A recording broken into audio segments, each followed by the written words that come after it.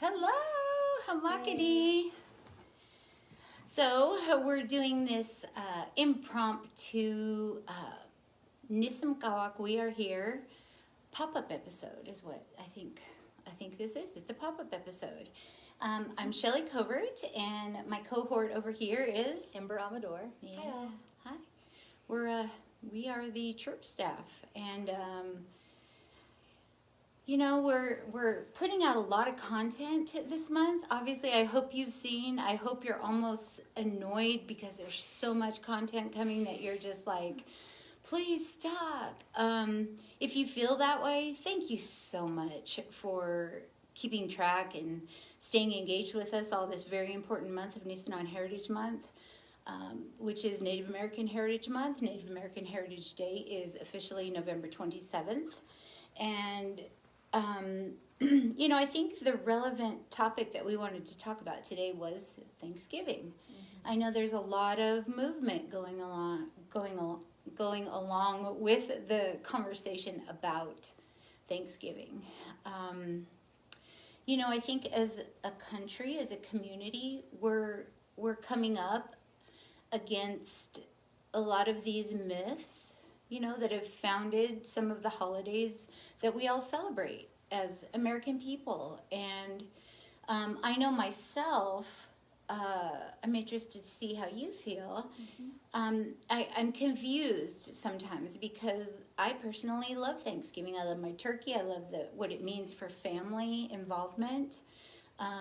It's always a coalescing of, usually a year long of finally getting the family together. I know it doesn't happen as much as like when I was little, when our family really came together all the time in a great big way. Obviously, because of COVID, things are being shaped differently, which makes a ripe moment for conversation like this. There's a big movement to decolonize Thanksgiving, to decolonize like Columbus Day, to really deconstruct some of these.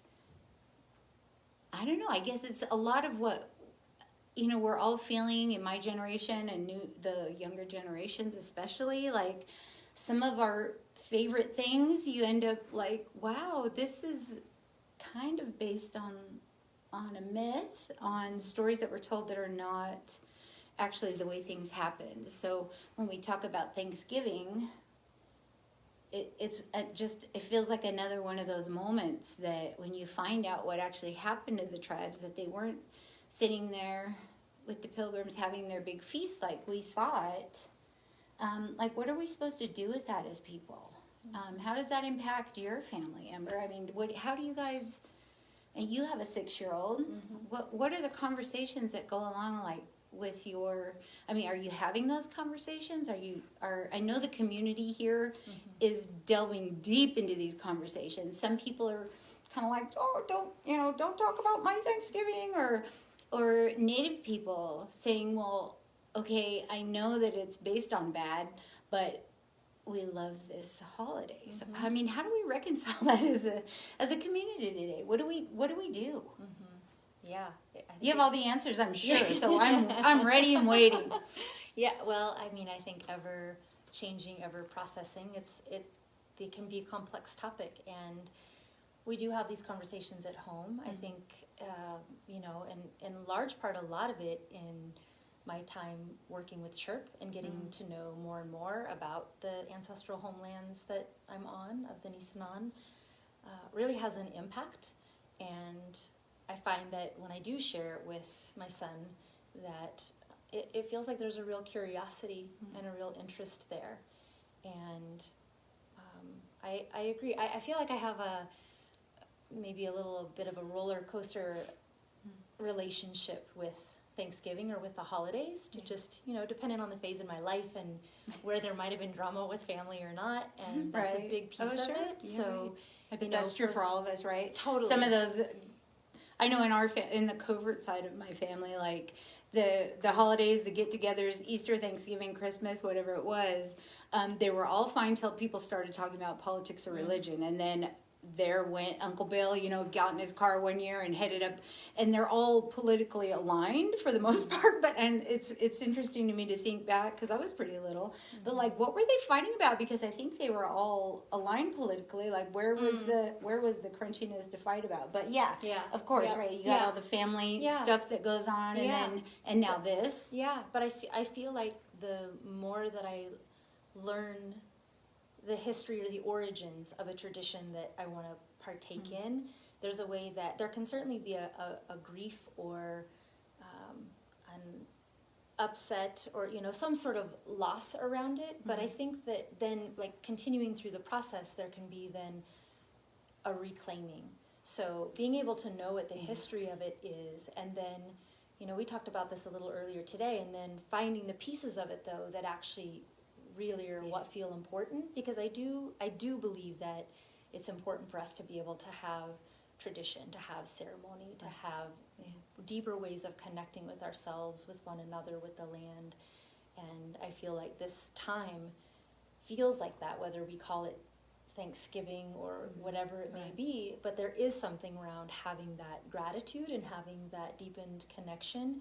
And I noticed that this year I am feeling a bit of that, a bit of the loss because of not gathering with family. I'm noticing like the physical, because of COVID, right? Feeling how important it is, and yet then the family that I do get to gather with my family at home, that it feels really special and it feels really magical, and and our intention is to have specific connections with the land, and and just creating significant moments together, and we will be doing a land acknowledgement and acknowledging the lands that we're on, and whether or not Thanksgiving happened here on the West Coast initially or not, there's still something to be acknowledging and honoring. I think all of the time, and these marked moments really allow us to do that in a bigger way. And of course comes in it's a national holiday. The kids are off school. Like, we don't want to, I feel these things around, quote unquote Columbus Day. Like, it's a national, we don't want to take away anybody's national holiday, relabeling, from the business aspect. People change their branding and their logos and their marketing all the time, right? And I guess in the ways that some of these holidays have been marketed and branded in the past, especially at any moment in time when, like, that lens is so small, like the supposed feast that happened between that tribe and those pilgrims at that moment in time, that everything's really built on that. And what a tiny lens, though. Feeling like, I guess you could, like, that's a tiny lens. Like, like everything you just said, like the honoring and coming together with family and land, is so much wider. And when you think, like, I think about some of the native traditions, like, that's the end of harvest time. You're literally eating and preparing for this long winter, that back in the day, especially depending on where you are on the planet, like, those long winters, you may not come out of those winters, with everybody intact in your family. So, wow, what a moment to eat and feast and gather up your energies and tell stories for this winter that is, inevitable. And it's coming, and like, feasting and getting ready for that. And then, of course, looking forward, you've got middle of winter where the longest night is going to be, and looking forward to spring and everything that spring brings, and the hope and the trust in nature that spring is going to come.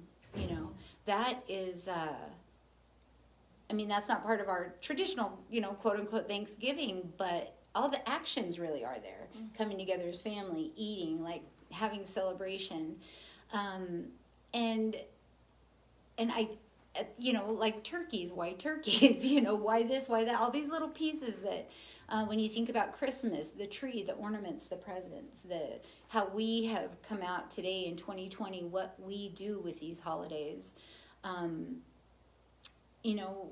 especially thinking of the myth that a lot of these things are built on.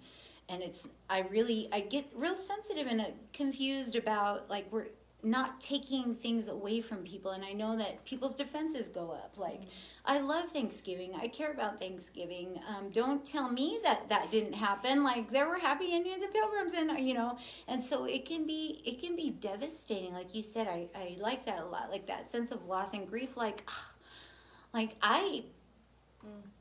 if you know me at all, I want my perfect little bubble and sparkles and stuff. Like, tell me the simple story and I'll believe in that for the rest of my life, I want to believe in the Easter Bunny, Santa, and the Tooth Fairy for all time. And really, though, our holidays are kind of falling in similar, I don't say this to be offensive to anybody, but our holidays that are based on these myths are sort of in the same vein. Yeah.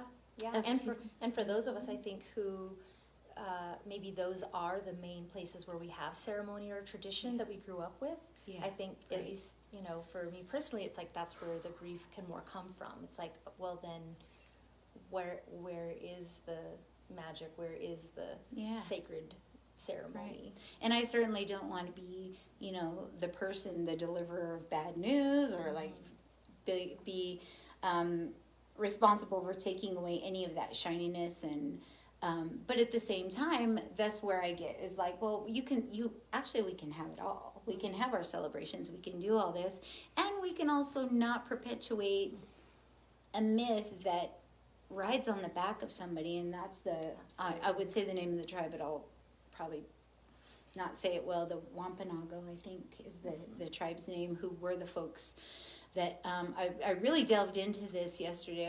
I was wanting to learn more for myself and my own journey in this conversation, because I feel confused. I feel parts of me feel a little, there's a little bit of anger and resentment for so many of the tribes are just erased. Someone had told me, history is written by the winners, not the losers. So you have that, right? Which is, I was like, right.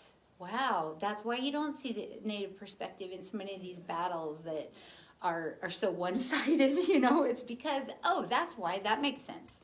And then on top of that, I know from my own experience talking about the gold rush and the history here, never seeing my own identity in where I live, and knowing that it's an ancient culture and like we've been here forever, but you're never seen. And so I'd read in the Smithsonian magazine an article about Thanksgiving, and someone had really researched this and talked to the tribe that is the tribe that's at the center of this story. And talking about them being children going through high school with all this perpetuated falseness, and sitting there and like being a descendant from the people who were actually there, and like, wow, this has nothing to do with me. I'm not represented. Like, who's telling the story? Are they from a different realm and reality? Because the reality is really most of the time, and I hate saying that, but almost, if not all the time, is steeped in horrible, really it gets down, it can be slaughter, it can be complete annihilation of a tribe whose lands are being taken at any given moment in time. And of course, those aren't the stories that get brought forward.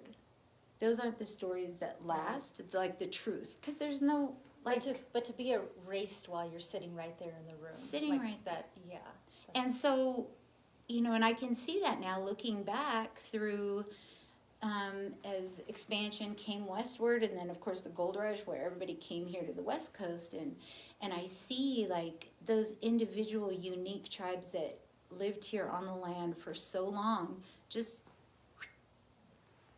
silenced.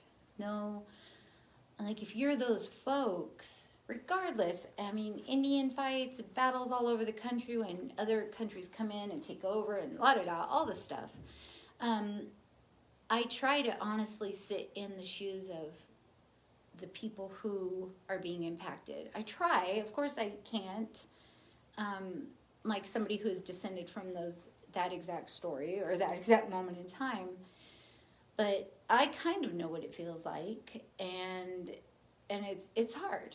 And then of course people can be defensive if their ancestors may have had anything to do with the conquering side, you know, it's uncomfortable, but it's also, I mean, we don't have to feel a guilt around that. I mean, I'm not a pureblood Indian. I'm not 4/4 native blood. I also have pioneer roots.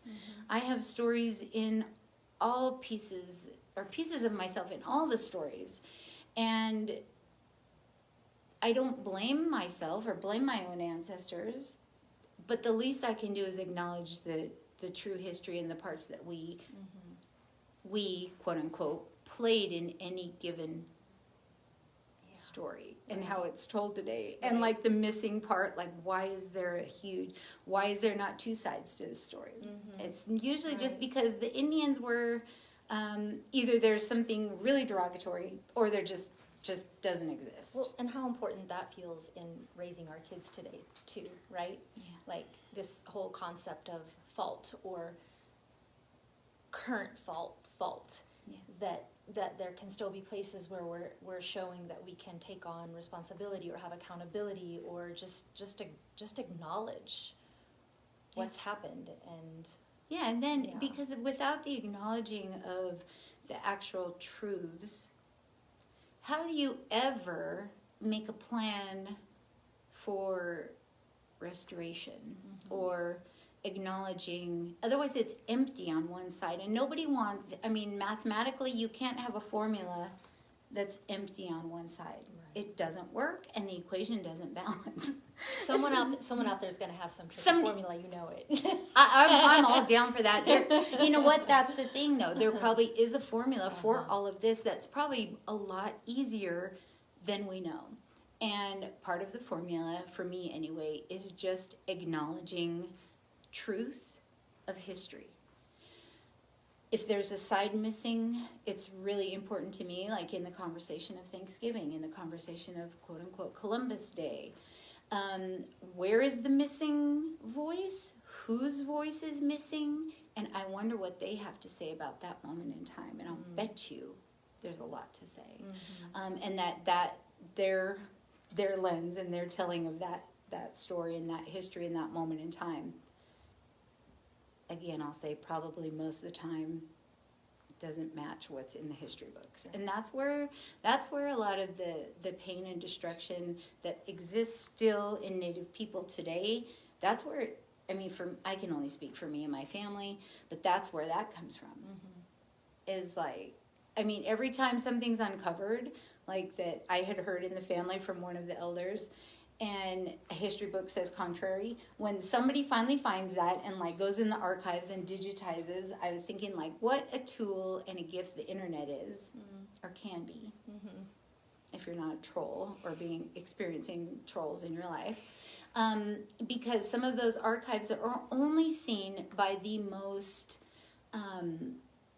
academic people who are there studying a certain subject for a certain reason. They take the time, they go in those archives, they're looking at these things. Now those stories are digitized and put online. So we all have access in a greater way than we've ever had before to look at history and to see the moments where,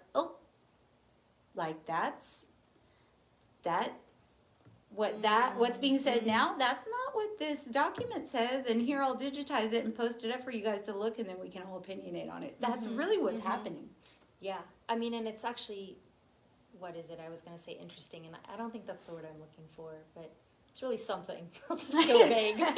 It's something. I was doing some searches online the other day, I think I was actually looking for something to share with you and not finding it, but just the amount of posters that were coming up from the 1800s. Like if I searched treaties or... Oh, because we're going down that hole, right? And the posters that would come up, the like really crude and awful posters that you can just find. And so the idea that none of this was taught, certainly not when and where I went to school, and still often in many places still not taught, and yet there's like you can easily find so much of it just you can easily find it just now. A simple search. And you couldn't, I mean, granted, generations ago, pre-internet, pre-digitation and all this kind of stuff, okay, so that's a really good reason. And I'm fine. I don't want to shade everything with like conspiracy and you're somebody's trying to do something bad and they're Well, I being wasn't hidden. even saying conspiracy, but just there are just places Oh, where I've got conspiracies. omissions can just happen, like convenient omissions or. Well, and I hate to say your own that telling. it's my own experience with federal documents that it's quite interesting why certain ones there's all this stuff and then other ones aren't there. So I do have my own, you know, where I see, again, it's a probability. Sure, they could have been lost, but it's like our 18 California treaties from the 1851. Like they were literally went out, the tribes signed them. They were supposed to be ratified, and then, you know, they decided, oh, maybe this isn't a good idea, and somebody literally hid them, and they weren't found until 1904. Like that to me is a conspiracy, you know. But it is true. The documentation is more readily available for us. I think as we go forward, things are just going to keep appearing that we could not see before.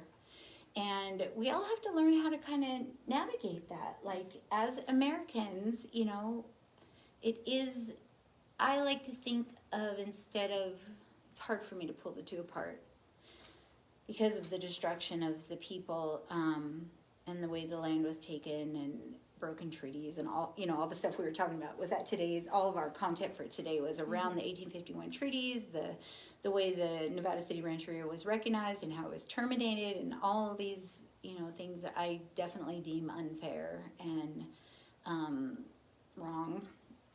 But you see in those lines of everything, I have a hard time. Sometimes it's hard to keep the hope for America and for people. And I know that there's a lot of people out there who just want the truth. And I think, you know, someone might say, you can't handle the truth. But in fact, I think we can. I especially think the younger generations are all about it. They're used to being able to going and finding what they want and being like, hey, I just found this. Can we talk about that? And we have to prepare for those moments as we go forward. It may not just be, you know, the claiming of Indigenous Peoples Day instead of Columbus Day. Right. And it may be giving thanks instead of Thanksgiving or whatever it ends up being. I just want people to be able to have, of course, the federal holidays, which are very important, especially if you're a working person. To not shade and take away the beauty that exists there, the beauty of the family coming together, of feasting together, of giving thanks. But it is a moment to remember the tribes, to remember that America was founded on the taking of land from Native American people. And I know this happened all over the planet with, you know, countries are conquered and taken, and there's always someone who ends up under the heel of somebody else's boot. It's unfortunately, people say it's the way humans are. Humanity is. You know, there's always a bully on the block, and there's somebody out there for themselves. And I mean, as much as we can move away from that and give people their true rights to be who they want to be, without hurting other people. I mean, it all seems like if it was a simple equation. It's really pretty simple. Let's be right to one another. You know, someday we're gonna, I mean, I don't know, I wish I did, but I'm not a scientist, I'm not a fortune teller, but I do believe that we're going to need the earth and its bounty in the way that it was needed before, and suddenly everything aligns. Like, you know, the seasons, the harvest, the food, the animals, everything comes back into focus that really is out of focus right now. And the balance that was so heavily tended here by the different families and the different tribes, you know, Northern California, the entire United States, the planet, it seems that we're being forced back into those nature societies and, you know, honoring the mystery of nature. Because at some point we're just humans. We don't have fur. We don't have claws. We don't have big teeth. You know, the animals are probably the ones that will survive everything if something goes really, really astray. Humans need the degrees of what we can live in. Like, it can't be too hot, it can't be too cold, and it can't be too moist, and it can't be too dry. I mean, all these things, we're fragile. And that we seem so self-destructive. But moments like this, I love it. I love deconstructing the why. Why are we doing things the way we do? Like in looking back, and as these documents come out especially, and I don't think we should shy away from the truth. I think it's okay, and we don't have to blame. We don't need to blame. We don't need, it's hard because with blame comes judgment. And you can, if enough time goes by, you can judge the actions of even our direct family members in the past. We can put them in a container and judge them for the moment that they're in, and give them some compassion and understanding. Doesn't necessarily mean a free pass. Like ethics and morals are ethics and morals.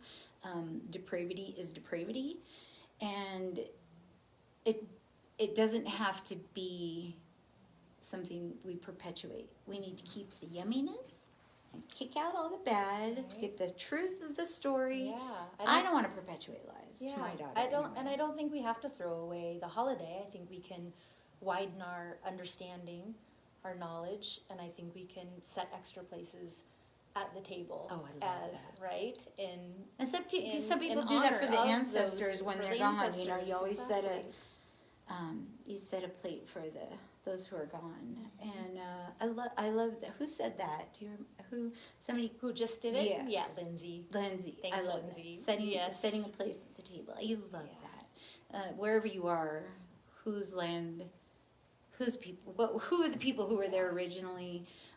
Where are they today? And maybe set a place at the table for those who did experience that initial, what we're calling Thanksgiving, and and what happened there, like support the unerasure. Yeah, absolutely. So wow, that was a heavy conversation in this little pop-up episode of Nisam Kawak. We are here.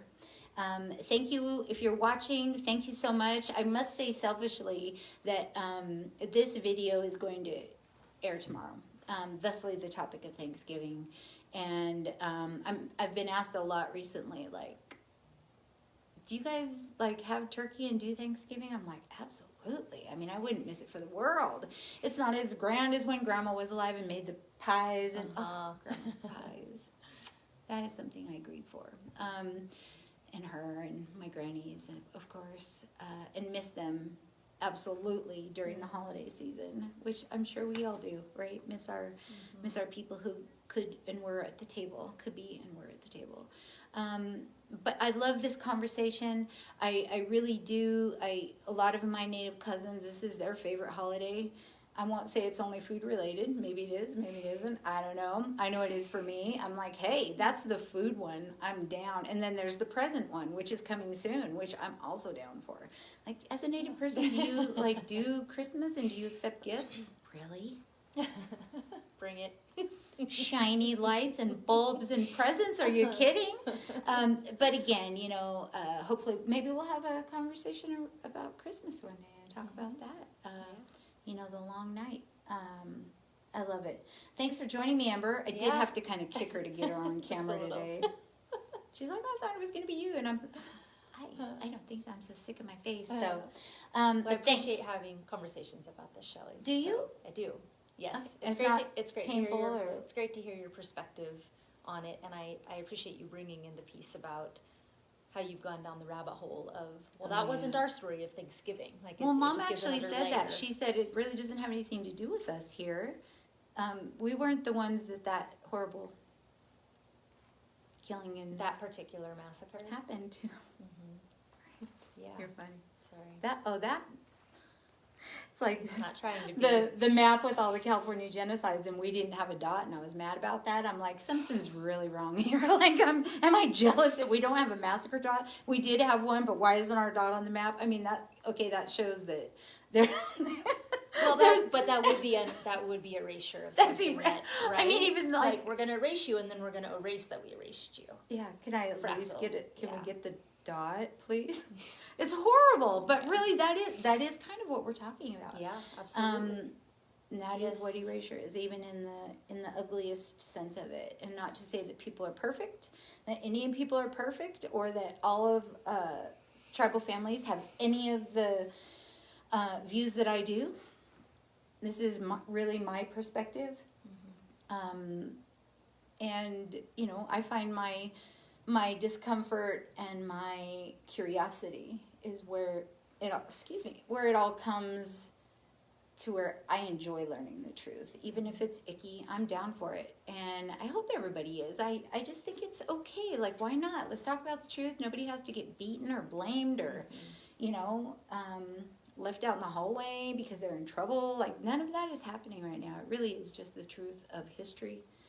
And realizing that history is usually told by the winner, not the loser. That's a big one for me. That's big. And I'm going to throw in there that speaking to truth in history, if you haven't had a chance to follow all along with Nisenan Heritage Month much, you can go to nisenan.org, nisenan.org, and we have a great little spot where Nisenan Heritage Month is housed, and all of the content is right there in one spot. It's really beautiful. It's really beautiful. I mean, I hope you find it beautiful. And maybe a tiny bit annoying. It's not annoying. I think it's okay. We just stop posting. Oh my God, who are these girls? Make them stop. No. But, it's awesome. We have a beautifully redesigned website. Please go look. Yeah. And we're going to have a really awkward ending here. I'm stealing this from my friend Brian Schneider, who I was just on his podcast, and he's blind, so he couldn't see when the record button was on and when it ended. So he's like, we're going to have a really awkward beginning, and we're going to have an awkward out, because there's nobody else here to push the stop button. Real life, baby. It's real life. So thanks for tuning in. Be looking for I don't even know what the episodes are. I'm so crazy right now, but we didn't get episode 2 out yet, but it will happen. Is it coming? I think it's coming. Who knows? It's in the works. It may. I mean, 2 has, unless we skip 2 completely and go to a different number. We're gonna go to 8. We'll go. Yeah. That'll make us look even more productive. But thanks again for tuning in. Keep an eye out. Please go to our new website. There's so many ways to support. So many ways. If you like the content of the show that's been coming out, I have some guests lined up, and it's going to be crackly stuff. I'm excited. Yeah. All right. Thanks, friends. Ekwa.